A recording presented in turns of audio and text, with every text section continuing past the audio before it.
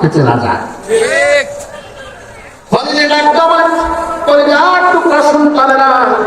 আমি মা জীবিত থাকতে আমার গায়ে এক ফোঁটা রক্তবিন্দু থাকতে তোমাদের গায়ে এক আচরও আমি লাগতে দেব না।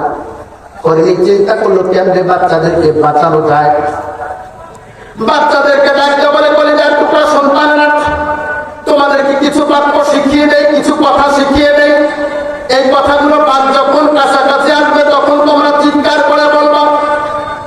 যারা ডিসকভারি চ্যানেল দেখেছেন, বাঘ কিন্তু আচমকা আক্রমণ করেন, আগে পজিশন নেয়।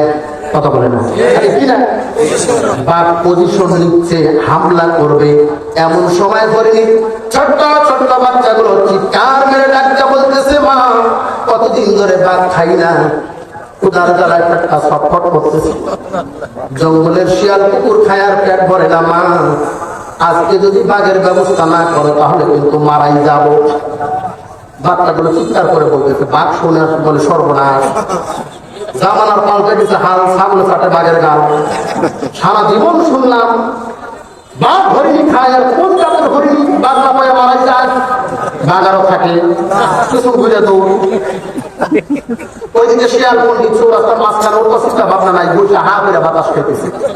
বাঘ যখন দৌড়ায় শিয়াল দেখে সর্বনাশ, সারা জীবন বাঘ অন্য গুলারে দৌড়ানি দিচ্ছে, এখন বাঘ নিজেই দৌড়ায়। কথা কয় না?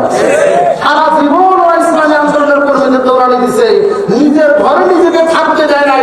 যেই মানুষটা সারা জীবন অপরাধ করে নাই, এমন মানুষটার বিরুদ্ধে আর কথা বলা ভালো ছিল। এখন বাঘ নিজেই দৌড়ায়। কারণটা কি? শিয়াল ডাক দেয়া বলে, মামা ব্যাপার কি? কথা বলিস না, বাঁচতে যাবে দৌড়া। শিয়াল বলে, জঙ্গলে কিছু হইলে খবর তো আগে আমার কাছে আসে। আমি পন্ডিত, আমি সাংবাদিক, আমি জানি না বাদে জানে কারো টাকা। ডাক দেয়া বলে, মামা একটু তো বলে যান, ধারণা তো দিবেন। সবকিছু খুলে বলার পর শিয়াল এবার মিষ্টি মিষ্টি হাসে আর ডাক দেয়া বলে, মামা জীবনে শুনছেন হরিণী ভাত খায়, আর বাচ্চা দূরে কোথাও একটা ইঁদুরও খায় না, ওরা খায় গাছের পাতা আর ঘাস। বাঘ ডাক দেয়া বলে, নিজের কানে যে শুনলাম এটাকে অস্বীকার করা যায়? আমি তো আমার কানে শুনলাম। এবার হরিণ শিয়াল দেখলো এই জঙ্গলের রাজত্ব যদি নিতে হয় তাহলে বাঘের সাথে সম্পর্ক করা ছাড়া কোনো উপায় নাই।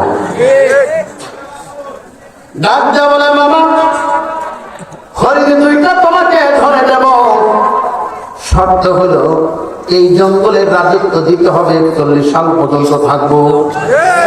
কথা কয় না? সারা দুনিয়া সাপোর্ট করুক আর না করুক, আপনার সাপোর্ট কিন্তু আমার লাগবে। বাঘ ডাকটা বলে, তোরে ভরসা করা যায় না, তোর বংশ ভালো না, তোর বাবা গাদ্দারি করছে, তুই যে গাদ্দারি করবি না, তার প্রমাণ কি? শিয়াল দেখলো মহাবিপদ, ডাকটা বলে, বাবা ভাইটা সম্পর্ক না, আমাকে জঙ্গলের রাজত্ব দিতে হবে, প্রয়োজনে আপনার সাথে পরক্রিয়া করে বৈবাহিক সম্পর্ক ছাড়াই বিনাশে তরমালা ভরাই দিব। এই যে আমার পাশে একটা রশি দেখা যায়, এই রশি দিয়া একটা প্রান্ত তোমার গলা আর একটা প্রান্ত আমার গলা, যা চাও তাই দেব, কিন্তু জঙ্গলের রাজত্ব আমাকে দিতে হবে। বাঘ এইবার সাহস পাইছে। বাঘ ডাক দেয়া বলে, শোন, সত্যি যদি হরিণী ধাওয়া করে, তোর বড়ি ছোট দেহ ছোট, তুই তো করতে লুকাবে, আমার অবস্থা হবে কি? শিয়াল ডাক দেয়া বলে, চিন্তার কোনো কারণ নাই, এই যে প্রেমের রশি একটা লাগাইছি, সত্যি যদি আমাকে ধাওয়া করে আর আমি যদি গর্তের মধ্যে ঢুকাই, পান দিয়ে আগে আমাকে বের করে দেবেন, তারপরে আপনাকে যেন খায়। এইবার বাঘ সাহস আছে। এখন তো আমার একজন স্বামী স্ত্রী, কথা পায় না, দুজন একসাথে যায়। দূর থেকে হরিণীর বাচ্চাগুলো দেখে, আগে তো বাঘকে আদা দল খাওয়ায় গাদা বানায় বোকা বানায় পাঠাই দিয়েছে, এখন তো পন্ডিত আসতেছে। কে আসে? পন্ডিত। তাহলে কেমনে বিদায় করা? ডাক্তার বলে, মা চলো পালাই। হরিণী বলে, চিন্তা করিস না, আমি মা থাকতে তোদের গায়ে আঁচল লাগতে দেবো না। কাছাকাছি এসে বাঘ দেখায় দিবে শিয়ালকে। এই যে এমন সময় হরিণী লাফ দিয়া শিয়ালের সামনে আসা 2-3টা থাপ্পড় মাইরা বলে, বদমাশ, তোকে বলছি 2টা বাঘের গলায় ধরে নিয়ে আসবি, তুই একটা বাঘের গলায় ধরে দিস। আমার সদস্য হলেন 3 জন, এক একজনের আগে এক একটা বাঘ, আপনি নিয়ে আসতেছে একটা বাঘ।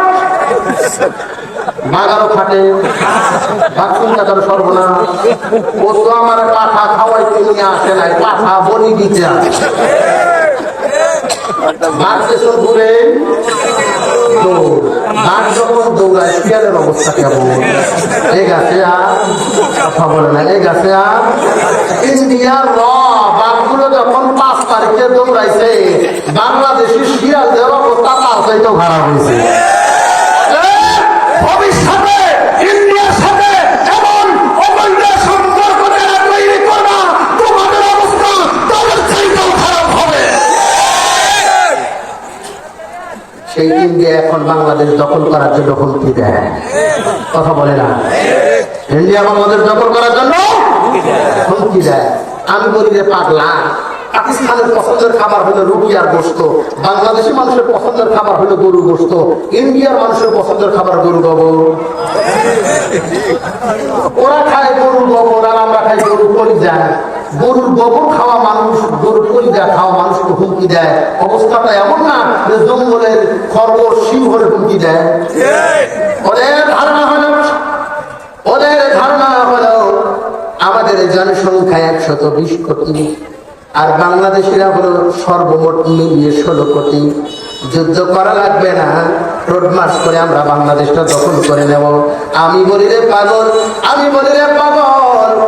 16 কোটি রয়্যাল বেঙ্গলের জন্য, তোদের মতো তোদের 120 কোটি ভেড়ার পালের জন্য বাংলাদেশের 16 কোটি রয়্যাল বেঙ্গল টাইগারই যথেষ্ট। মুসলমানেরা কোনোদিন সংখ্যা দিয়ে লড়াই করে না, মুসলমানেরা কোনোদিন সংখ্যা দিয়ে লড়াই করে না, মুসলমানেরা লড়াই করে তাদের ঈমান দিয়া। আল্লামা মরহুম দেলোয়ার হোসেন সাইদি রাহমাতুল্লাহ বলেছেন, তোমাদের জনসংখ্যা বেশি, অস্ত্র বেশি, বিমান বেশি, সাবমেরিন বেশি, মিসাইল বেশি, কিন্তু তোমাদের চাইতে আমাদের একটা জিনিস বেশি আছে, সেটা হলো ঈমান। আল্লাহ তাআলা রাব্বুল আলামিন বলেন, ওয়ালা তাহিনু ওয়ালা তাহজানু ওয়া আনতুমুল আ'লাউনা ইন কুনতুম মুমিনিন। আল্লাহ ডাক বলে, আমার মুমিন বান্দারা, ভয় পেও না, দুশ্চিন্তা করো না, বিজয় তোমাদেরই হবে ইনশাআল্লাহ। আমার আল্লাহ দৃষ্টান্ত দিচ্ছেন, আমার ইমানদার বান্দারা, ভয় পেও না, স্মরণ করো, ওয়ালাকাদ নাসারাকুমুল্লাহু বিবাদরিন ওয়া আনতুম আদিল্লাহ।